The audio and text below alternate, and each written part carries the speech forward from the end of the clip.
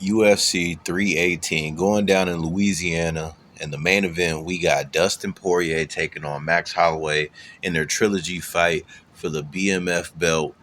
And at first, I wasn't too excited for this fight. I didn't really want to see it again. But you know what? I know these two motherfuckers are going to go out there and beat the fuck out of each other. So it's going to be a good main event. So without further ado, let's get right into the picks, predictions, and the breakdowns. First fight of the night is in the women's flyweight division. We got Crispy Carly Judice taking on Nicole Cagliari. Now, the way I see this bout going, because Carly Judice, she showed in her last fight against Eunice Dubin that, she is tough. You know what I'm saying? She's scrappy, hard to get a hold of, picks her shots wisely, and she ends up finishing Eunice Dubin pretty viciously via a head kick in that fight that she just fought. So before that, lost two split decisions to Gabriela Fernandez and Arnesta Carrascate. Both fights, you can argue that Carly Judice, it could have went either way, to be honest. So we could be sitting here saying Carly Judice is 6-0, taking on Nicole Cagliari, who's 8-3. Nicole Cagliari coming off that split decision loss to Arnesta Carrascate, where she had success with the grappling, but Arnesta Carrascate had better exchanges on the feet, and Nicole Cagliari really couldn't hold her down and just, rack up ground and pound, rack up, points just by, smothering her. So, and also what I noticed about that fight, Nicole Cagliari, like, I had a little more hype behind her, a little more faith in her that she was going to get the job done against Arnesta Carrascate. And, she completely sold. Sometimes, like in the fight, she was giving up positions when she was on top. It just wasn't a good look. I really wasn't impressed looking back at that fight. But Carly Judice's last fight was very impressive. I thought Eunice Dubin was going to go out there and starch her, but, she showed that there's levels to this shit. That was Eunice Dubin's first fight. I think in this fight, Carly Judice should be able to keep the fight on the feet, make Nicole Cagliari struggle with the takedowns, and piece her up to win a decision. She might, we saw what she did to Eunice Dubin. She might score a TKO finish here, but I don't think Nicole Cagliari has been finished in any of her fights. She's pretty durable, and yeah. So the pick is Carly Judice. I think she got what it takes on the feet. I think she can negate the grappling pressure of Nicole Cagliari because it's not elite grappling pressure. And I think Carly Judice is just going to look better on the feet, and she's going to be piecing up Nicole Cagliari. On to the next one. The next fight on the card is in the men's middleweight division. We got Bruno Ferreira taking on Jackson McVeigh. Jackson McVeigh making his UFC debut. He was previously supposed to make his UFC debut. I think it was last fight card, and his opponent ended up missing weight by like 8 or 10 pounds, something crazy. So he didn't get the fight. So they called it off and rebooked him again. That was he was also supposed to take on Cedric Dumas too before he ended up, Cedric Dumas couldn't make it to the fight due to, legal reasons. And somebody named Christopher Ewart stepped up, and Christopher Ewart missed weight, and it was just a bad look. But yeah, those were two winnable fights for Jackson McVeigh. Now he's taking on Bruno Ferreira, 13-2 in his professional career, taking on somebody who's 6-0. You know what we say about these green fighters. I believe Jackson McVeigh is just a little bit too green, and for a UFC debut going up against Bruno Ferreira, it's crazy work. I don't really see a way Jackson McVeigh gets this W under his belt. All Jackson McVeigh's fights have never went past the first round, so he's got 6 finishes to his credit. Bruno Ferreira, slaughterhouse. He fucks people up. He got good jiu-jitsu. Just submitted Armin Petrosian. He got submitted by Abus Magomedov the fight before that. KOs Dustin Stolzfus, KOs Phil Halls, and loses to Ruziboyev. Nursultan Ruziboyev is really good, and I don't think Jackson McVeigh is on the level of Nursultan Ruziboyev or Abus Magomedov. So The pick here is going to be Bruno Ferreira. I think that the octagon experience, the knockout power, and the good jiu-jitsu is on his side. Jackson McVeigh, he's got pretty good jiu-jitsu too. His stand-ups, you know what I'm saying, not going to be on the level of Bruno Ferreira, but I think the strength of Bruno Ferreira and the grappling, experience that he does have under his resume is going to show his true colors in this fight on Saturday. And I know that this fight won't make it the distance. So I'm going to be money lining this entire card. I'm a money line just about all the fights that I believe will be money lineable. And I'll make another bet where I do like over and unders, and we'll see how it goes. But for the main priority for this fight card is to win just off the money lines, and we're gonna get back into the win column. The picks last fight card were on point. Just the bets weren't all money line; they were over and unders. Prop hunting is what screwed me over 2 fight cards in a row. So I'm back to the money line. Give me Bruno Ferreira. I don't believe that this fight goes the distance. On to the next fight. The next fight on the card is in the men's heavyweight division. We got Ryan Superman Spann taking on Lucas the Bull Brzeski. Um, the pick is off the top, easy pick. Ryan Spann all day. Lucas Brzeski, he's getting KO'd by Mick Park and getting KO'd by Kennedy and Zejiku. Um, got a nice win over Walter Walker. That was Walter Walker's debut, so it is what it is. Losing knockouts to get knocked out by Waldo Cortez Acosta. Waldo Cortez Acosta, he just had a nice performance against Sergey Spivak, and he's up there in the echelon, so we can't really hold that against Bresky too much. But getting knocked out by Mick Parkin, who's not really even a standout is crazy work. I mean, Ryan Spann, on the other hand, like he's been knocked out before too. Bogdan Guskov knocked him out, and then his last fight he got knocked out by Waldo Cortez Acosta. So that's what these two fighters have in common. They've both been knocked out by Where's Waldo, but I think that Ryan Spann is going to be the one hitting more or hitting harder than Lucas Brzeski. I believe Ryan Spann has a better chin than Lucas Brzeski, and I believe Ryan Spann is just obviously overall better in anywhere this fight goes against Lucas Brzeski. Ryan Spann 22-11 in his professional career. Lucas Brzeski 9-6 in his professional career, and Lucas Brzeski coming off back-to-back losses. Ryan Spann dropping his performance last against Waldo Cortez Acosta in a fight where he had some success, but everybody who knew Waldo Cortez Acosta knew that Waldo Cortez Acosta was going to win that fight. But for this fight, we picking Ryan Spann. He going to have the better of the chin. He's going to have the better wrestling, and he's going to have the better submission game, too. Because I can see Ryan Spann winning by a TKO or submission, to be honest. But I'm straight money lining him. And on that prop ticket, I'm going to take Ryan Spann by TKO or submission. On to the next fight. The next fight on the card is in the men's light heavyweight division. We got Jimmy the Brew Crew taking on Marcin Prokhnov. Yeah, the pick for me is going to be Jimmy Crute. Marcin Prokhnov, he's got some decent stand-up. It's not even really like he's got clean boxing. He's got pretty good kicks. Like he can mix in his kicks pretty well, but other than that, like he doesn't look spectacular whatsoever. His last fight was almost a year ago, where he was submitted by Modestas Bukauskas. And Jimmy Crute has a pretty decent ground game. Jimmy Crute can, get fights to the ground, and he can impose his will, and he can submit guys. So, Jimmy Crute been on a terrible fucking losing streak, to be honest. But, a lot of these losses, or not even a lot of them, but 2 of them there's a draw, and then so 2 draws and 3 losses. It's not the best look for Jimmy Crute, but I believe he's gonna have more tread on the tires. Marcin Prokhnow's 37 years old. Jimmy Crute's 29 years old. Jimmy Crute is gonna have an inch disadvantage in the height. Yeah, but like I said, Marcin Prokhnov, he can mix in some kicks pretty good, but he gets choked out. Like Vitor Petrino choked him out. Modestas Bukauskas choked him out, and yeah, so I believe Jimmy Crute will find a way to get this fight down to the ground, and he will submit Marcin Prokhnov, or it could be just a boring ass fight. Either way, Jimmy Crute, his last fight when he took on Rodolfo Bellato. He looked pretty good until the fight started getting further into the rounds. He started slowing down, but the first round he literally dominated Rodolfo Bellato. It was, I think, a 10-8 round for Jimmy Crute, and then Rodolfo Bellato won the last two rounds. But the fact that Jimmy Crute won the first round so spectacular, they ruled the fight a draw.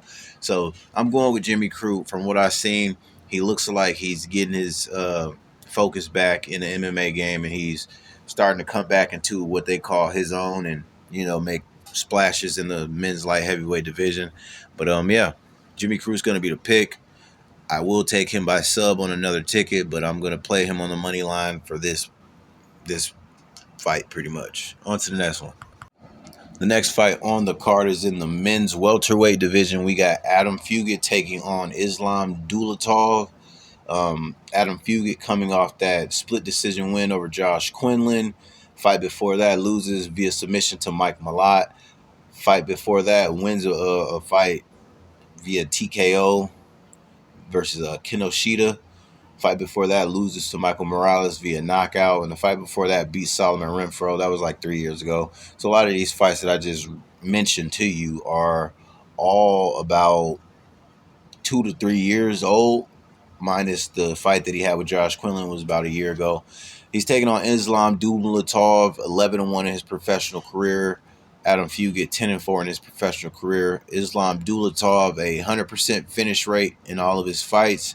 So all the fights that he won, 10 of them, 11 out of the 12, he won by, finishing his opponents, knees, submissions. The dude's versatile. He's got power in his strikes, and he's a dangerous fighter all around. He's making his UFC debut, and I think that the young prospect gets the job done, fighting out of Dusseldorf, Germany. 26 years old, fighting 36-year-old Adam Fugit.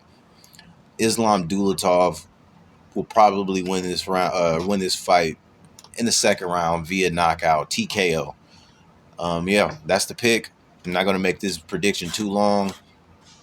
Yeah, Islam Dulatov is a real problem, and he's taking on guys that are pretty experienced. I'm not going to say these guys are championship caliber, but he's fought guys with way more fight experience than Adam Fugit, and he dominated them. So yeah, Islam Dulatov is the pick. Money line that one.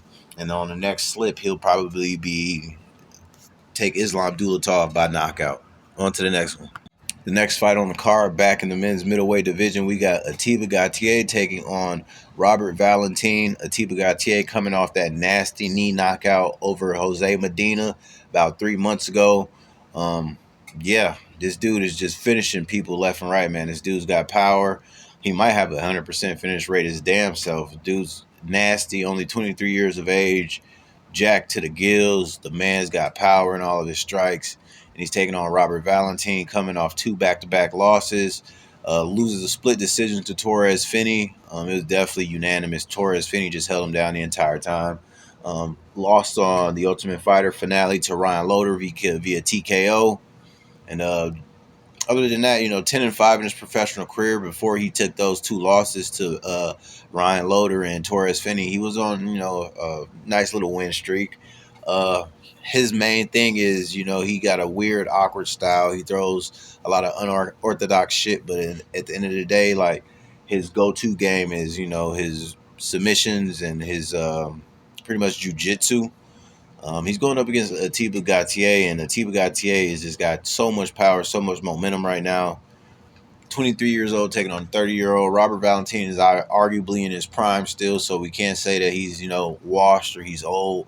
But I think this 23-year-old prospect with his dynamite power and his patience in his mixed martial arts game is going to put Robert Valentin away. He's going to put him to sleep. In Atiba Gautier's last fight, he showed patience and sniper-like striking. Like, he's not one of those people to go out there and just start swinging for the fences and, tire himself out. He's very patient in his craft, and he looks good with his striking. His striking seems pretty fucking up there. And like I said, his power is unbelievable. Dude hits like a fucking Mack truck. He the way he put Jose de Medina away, first fighter to finish Jose Medina, knee straight up the middle and just flushes his ass, and it's over right then and there. So the pick is Atiba Gautier, money line, and obviously the ticket that I create after the money line ticket, I'm taking Atiba Gautier via knockout. On to the next one. Next fight on the card is in the men's welterweight division. We got Francisco Prado taking on Nikolai Veretennikov. Francisco Prado, both fighters on a 2-fight losing streak. Francisco Prado losing that unanimous decision to Jake Matthews and losing that unanimous decision to Daniel Zellhuber. Austin Vanderfort dominated Nikolai Veretennikov in his last fight, and he loses a split decision to Danny Barlow. And we just seen Danny Barlow get completely knocked out by Patterson. I can't remember dude's first name, but something Patterson. Patterson knocked him the fuck out, and it was pretty fucking ugly. So yeah, you losing a split decision to Danny Barlow. Yeah, Danny Barlow has some hype behind him, but his striking to me was always like there was a lot of holes in his game. Now you're taking on Francisco Prado, who hits pretty fucking hard. I mean, his fight where he took on Jake Matthews, it was a back and forth war. They were going at it, if you ask me. Francisco Prado had his good moments in the fight, but Jake Matthews he just looked like he was a weight class bigger than Francisco Prado, because Francisco Prado moved up in weight for that fight. And then Nikolai Veretennikov's last fight showed that his fucking wrestling defense is not good, and Austin Vanderford held him down, dominated him, and it wasn't like it was boring where he's just laying on him. Austin Vanderford was, what I'm saying, he was pounding him out. So, you know, Austin Vanderford TKOs him on the ground and pound. No, so I believe Francisco Prado will be able to get this fight down to the ground and frustrate Nikolai Veretennikov with his wrestling and his strength. Francisco Prado is a block-headed motherfucker, man. Like, dude could take a hit, he could deliver a hit, and he can mix in his wrestling by setting up his striking. So, yeah, the pick is going to be Francisco Prado, but as far as money line in this one, I'll probably end up just staying away from this fight. Francisco Prado 12-3 in his professional career. Nikolai Veretennikov 12-6 in his professional career. Francisco Prado should be good in this fight. He should be able to get the job done. Veretennikov showed a glaring hole in his game in his last fight against Austin Vanderford by not being able to get the fuck off the ground and not being able to stop the takedowns from coming his way. So I believe Francisco Prado will be able to mix it up a little better. I believe Francisco Prado will have an advantage in MMA striking. Veretennikov, he's got okay striking, and I believe Francisco Prado is just going to have the edge and power when it comes to the striking. So Francisco Prado is the money line pick. This fight, it could possibly go longer. I don't really know about an over and under on this one. If I had to make a prediction on that, I would lean towards the over.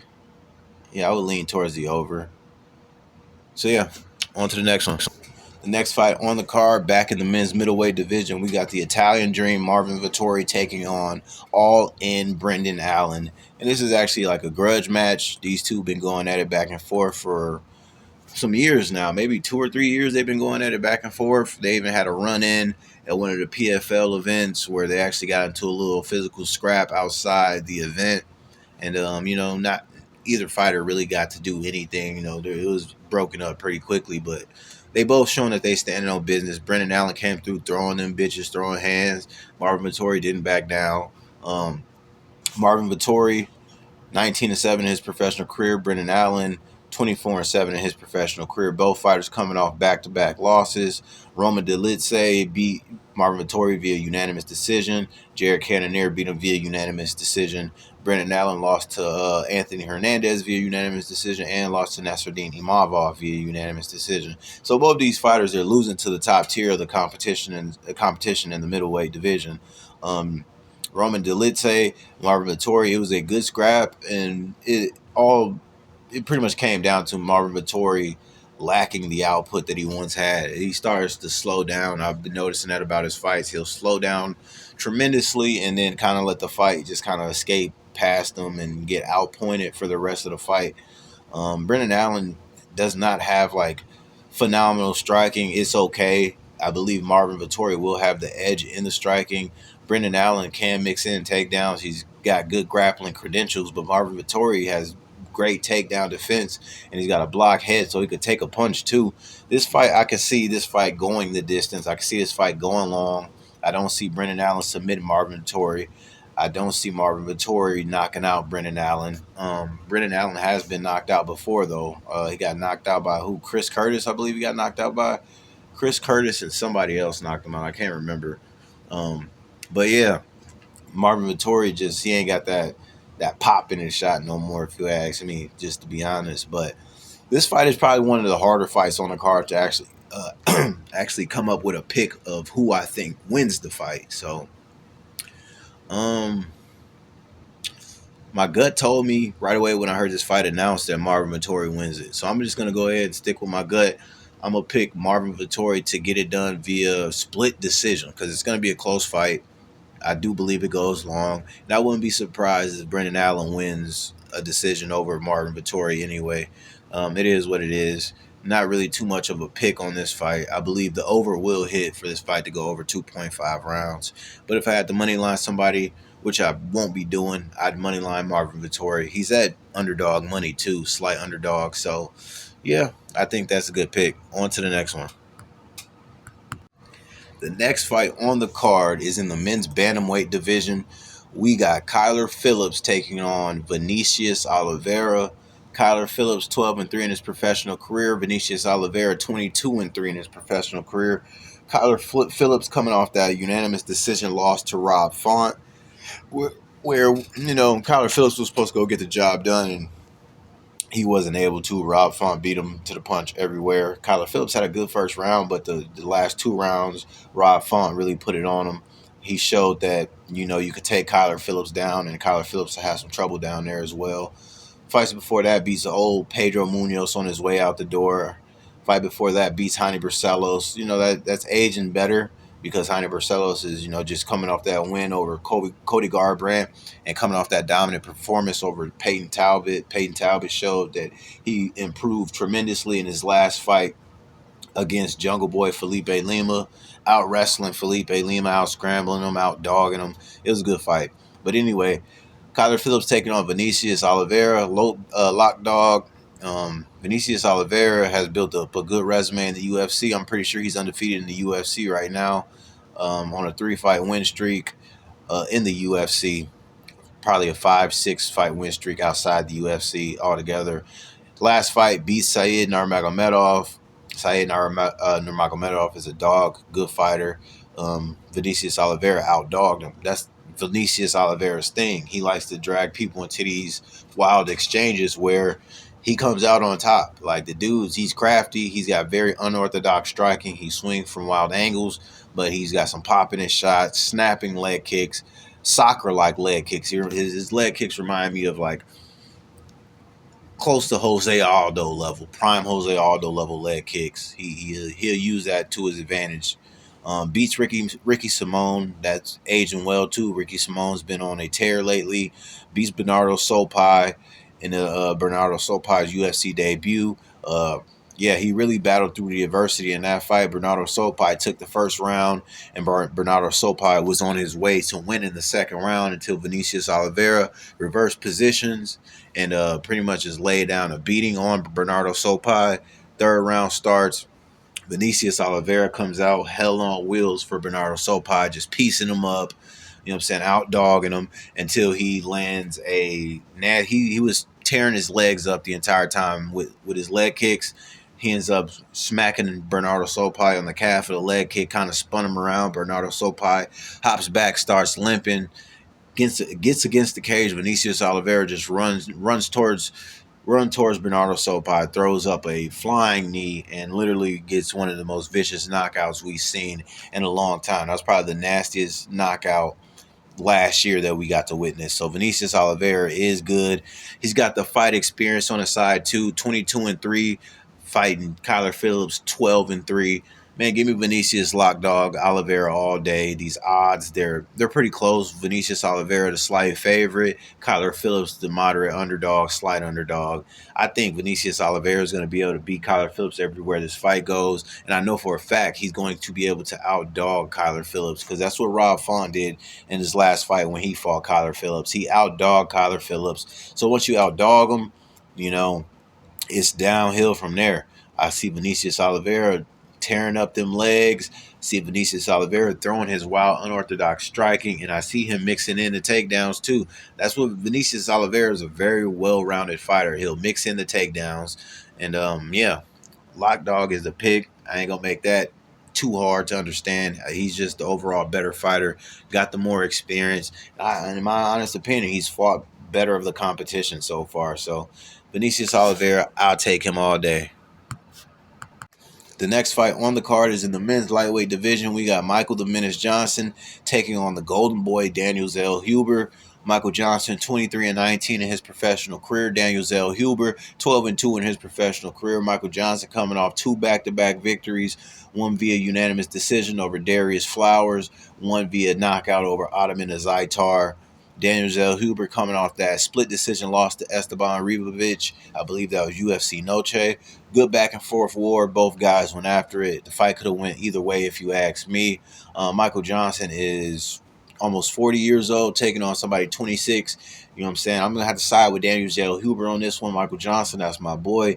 You know, I've been riding with Michael Johnson since he made his UFC debut. I've seen all of his fights. But I believe Daniel Zell Huber, you know, he's just younger, sharper, more focused, and he'll have a better game plan. Michael Johnson's game plan is to go out there and just knock you the fuck out. Daniel Joe Huber, I believe he'll pick his shots a little more wisely than Michael Johnson will. Michael Johnson's going to be throwing for the fences, and I see an opportunity for Daniel Joe Huber to land a nasty counter shot and possibly put Michael Johnson away. I don't see this fight going the distance. The way Michael Johnson crashes in, you know, like I said, I can see Daniel Joe Huber capitalize off the wild swinging exchanges and finding the chin of Michael Johnson and, you know, potentially putting him to sleep. So Daniel J. Huber is going to be the pick.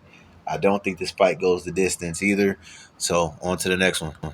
The next fight on the card is in the men's featherweight division. We got Dan 50K Ige taking on Patricio Pitbull. Dan Ige coming off of that knockout win over Sean Woodson. Had the fight before that, lost a unanimous decision to Lerone Murphy. The fight before that, unanimous decision, lost to Diego Lopez. I believe both. No, I know the Diego Lopez fight was a short notice, and you know Dan Ige really showed that you know he belongs in the UFC. Gave Diego Lopez one hell of a fight. Same thing with Lerone Murphy. Gave Lerone Murphy one hell of a fight. Had Lerone Murphy hurt in their fight, and then he knocks out Sean Woodson. Dan Ige 19-9 in his professional career. Patricio Pitbull 36-8 in his professional career.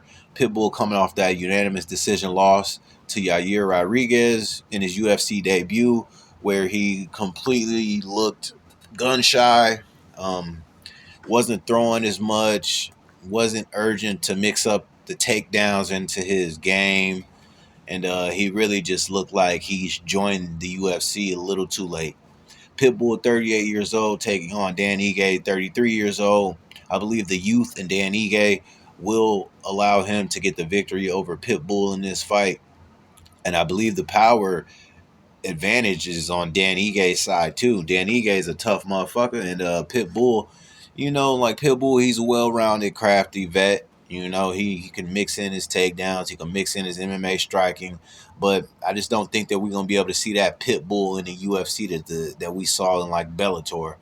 That Pitbull that was in Bellator, like, you know, we ain't going to be able to see in the UFC. Not against, you know, the top of the competition, you know, like Dan Ige and shit. Dan Ige is like a gatekeeper, and if you could get past Dan Ige, you know, you ready for the top 15, the top 10. But if you can't get past Dan Ige, it just shows that, you know, it's levels to the UFC shit. So my pick is Dan Ige. I think Dan Ige will have a little bit. I think Dan Ige will find success in the striking. I can see this fight going the distance. I can see Dan Ige winning by unanimous decision. Yeah, on to the next one. The next fight on the card is in the men's welterweight division. We got Kevin the Trailblazer Holland taking on Daniel D. Rod Rodriguez. Kevin Holland, 28-13 in his professional career. Daniel Rodriguez, 19-5 in his professional career. Both fighters coming off back-to-back victories. Kevin Holland over that nasty submission win over Vicente Luque just about a month ago. And then 3 months before that, coming off that unanimous decision win over Gunnar Nelson. And Daniel Rodriguez coming off of that knockout over Santiago Ponzinibbio, and then that split decision win over Alex Morono, which was very lackluster. And you know, Daniel Rodriguez almost sold that fight, and yeah, it was pretty fucking uneventful. I didn't like it at all. But yes, Kevin Holland, since coming back down to welterweight, has been on nothing short of a tear. Been fucking up these welterweights down here. And Kevin Holland, he's always been good at the welterweight weight class. It's just when he goes up to middleweight is when he's outsized. You know, he's got good grappling, good striking, and his striking is always good in the middleweight division. It's just that he's going against bigger bodies and they're able to outmuscle him, and his jiu-jitsu can't even get going because these guys are just that much stronger than him at middleweight. Yeah, Kevin Holland via submission or TKO over Daniel Rodriguez all day. Daniel Rodriguez is just not good anymore, in my opinion. It is what it is. Daniel Rodriguez, 38 years old. Kevin Holland, 32. I'm not going to say he's not good anymore. I just don't think that he's good enough to beat Kevin Holland. I'm going to put some respect on D-Rod. No disrespect, but I believe Kevin Holland is still, you know, entering into his prime, you know, figuring out where he needs to go as far as the weight limits go. And since he's moved back down to welterweight, he's been really just spanking these welterweights down here, out grappling them, out striking them. And I believe he's going to do the exact same thing against Daniel Rodriguez. So the pick is Kevin Holland. And like I said, the other slip that I'll make, Kevin Holland via submission, Kevin Holland via TKO. On to the next one. Back in the middleweight division again, we got Paulo the Eraser Costa taking on Roman Kopylov for the co-main event. Paulo Costa 14-4 in his professional career. Roman Kopylov 14-3 in his professional career. Paulo Costa coming off 2 back-to-back losses via one split decision loss to Sean Strickland, one unanimous decision loss to Robert Whittaker. Roman Kopylov coming off 2 back-to-back wins. Knockout head kick over Chris Curtis, and then the split decision win over Cesar Almeida. Yeah, Costa hasn't fought in over a year. Roman Kopylov more active. Both fighters 34 years of age. Paulo Costa has just been looking slower than usual in his last couple of fights. I haven't been impressed. I knew Sean Strickland was going to beat him because Sean Strickland's got that volume, and Paulo Costa, like, he just, you know, he really just walks forward, throws body jabs, leg kicks, sometimes throws some spinning kicks. He's not blitzing like he was once, you know, when he first came into the UFC. He was kind of just like blitzing people on The Ultimate Fighter, blitzing people, you know what I'm saying, like going out there, really going in for the kill. And I believe that TKO loss to Israel Adesanya really kind of changed him. And ever since then, he hasn't been the same. And Roman Kopylov, dynamic striker. Roman Kopylov is going to have the advantage in the striking. Paulo Costa is not like a phenomenal grappler / wrestler. He gets tired quick. I don't see him being able to get Roman Kopylov down to the ground. I believe Roman Kopylov can strike his way to a unanimous decision win over Paulo the Eraser Costa. Paulo Costa, like I said before, he's just looking slower. He don't got that output. He don't got that blitzing forward pressure anymore. He's still going to be in your face, you know what I'm saying, the entire duration of the fight. He's going to eat your best shots. He could take a punch. But other than that, the volume is lackluster, and it's almost like the motivation to win the fight is lackluster, in my opinion. So give me Roman Kopylov. I believe his striking is much better than Paulo Costa's, and I believe that he'll, you know, skate his way around Paulo Costa, kind of make it look like how Natalia Silva beat Alexa Grasso.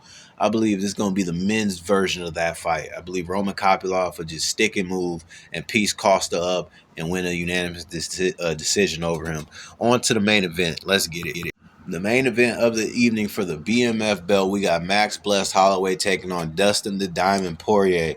This fight card is filled with what I believe is going to be a lot of finishes. I don't really foresee a finish in this fight. I don't foresee a finish in this fight. Both these, this is their third time fighting. Dustin Poirier is up 2-0 over Max Holloway. The first fight that they had way back when, in like 2012, Dustin Poirier submits Max Holloway, and then their most recent fight, 2019, Dustin Poirier wins. Was it? It might have been a unanimous decision. It was either unanimous or split. It was a good fight. They went to war, back and forth, beat the fuck out of each other. Both of these both of these soldiers went in there and literally laid it all on the line. Max Holloway with his volume, Dustin Poirier with his power and his relentless pace to match you shot for shot. It's going to be a great fight, man. And these are arguably two of my favorite fighters of all time fighting each other right now. I've been high on Dustin Poirier since Dustin Poirier was on MTV. I forgot what the show was on MTV. And then I've been on Max Holloway since he made his debut against Dustin Poirier. I knew that he was going to be something special, and he's been nothing short of that. But Max Holloway is coming off that knockout loss to Ilia Topuria. Dustin Poirier is coming off that Darce choke loss to Islam Makhachev. Um, the fight before losing to Islam Makhachev gets knocked out via head kick by Justin Gaethje. You know, you don't like to see that. You don't like to see that, especially since Max Holloway uh, beat the shit out of Justin Gaethje. He knocked Justin Gaethje out with the last second left on the shot clock. Hit Justin Gaethje with a buzzer beater, pointed at the ground and said, "Let's bang," and put Justin Gaethje down. Um, man, these motherfuckers, they gonna scrap, man. They gonna scrap. Max Holloway is the slight favorite in this fight, even though he's lost to Poirier twice already. The the books are picking Max Holloway to win, and I can't argue that he don't. Just for the simple fact that this is Dustin Poirier's retirement fight, and Max Holloway is still eyeing the fucking title. So Max Holloway's got more tread on the tires, more drive to still regain championship contention. Even though they're fighting for this made up BMF belt that Max Holloway has, Max Holloway's defending his BMF belt against Dustin Poirier. It's going to be a great fight. I like both of these fighters, man, and it's hard to even make a pick on this one. I know it's going to be a long fight. Max Holloway coming off that knockout loss to Ilia Topuria don't sit too well with me, and Justin Gaethje knocking out Dustin Poirier don't sit too well with me either. Because Dustin Poirier can't. Every time Max Holloway fought Dustin Poirier, their last fight in 2019, Dustin Poirier had Max Holloway all over the octagon, scrambling to keep his equilibrium intact because he hits hard, but he don't hit as hard as Ilia Topuria, which is crazy because Ilia Topuria is a fucking featherweight who moved up to lightweight. Now he just knocked out Charles Oliveira, but that's neither here nor there. Um, yeah, if I had to make a pick in this fight, man, fuck. I think it favors Max Holloway, man. I think the volume this time around is gonna negate the power that Dustin Poirier does have. Um, yeah, I think Max Holloway can get it done this time and finally get a victory over Dustin Poirier. It's gonna be a good fight regardless. So I'm looking forward to it. Without further ado, let me give you guys my five most confident picks of the night, and then I'll see y'all Saturday. Let me get Carly Judy's over Kalahari. I believe she'll be more well-rounded, better striking, and just more scrappier. Give me Bruno Ferreira over the debuting Jackson McVeigh. I believe Bruno Ferreira will show him there's just levels to this shit. Give me Islam Dulatov over Adam Fugit. Islam Dulatov's on a whole nother level. Got way more power than Adam Fugit and more well-rounded. Give me Atieb Gautier over Robert Valentine. Atieb Gautier is going to take his head clean the fuck off. And give me Vinicius Oliveira over Kyler Phillips. Vinicius Oliveira's got that dog in him, got more experience, and he's fought better of the competition. I mean, there's just so many locks on this card, it's not even funny. Like, I would lock Kevin Holland. I would lock Dan Ige. I would lock Zell Huber. I would lock Kopylov.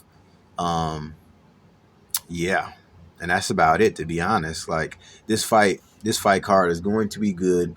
UFC 318 going down in Lafayette, Louisiana this Saturday, July 19th.